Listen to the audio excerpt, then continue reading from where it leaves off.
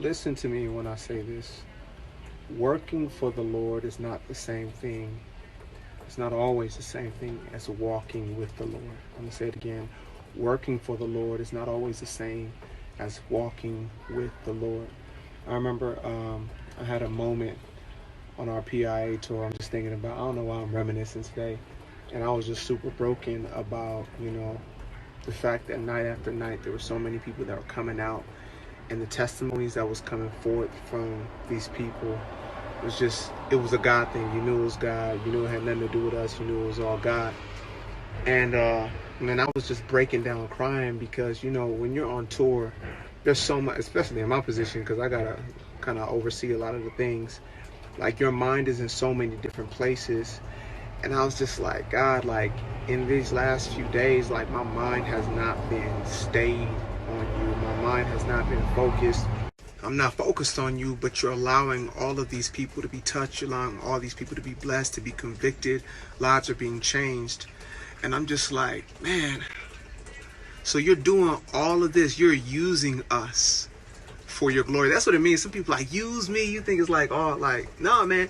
If God used you, at the end of the day, you still got to stand before the Lord. And, you got to stand before the Lord, and he's going to judge you for how if you walk worthy of this call.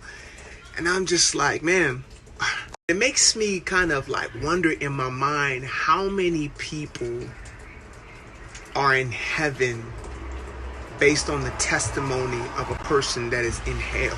Like, how many people are living their lives surrendered to God based on the sermons of people who are walking in darkness and ended up just cast away. You gotta fear God, man.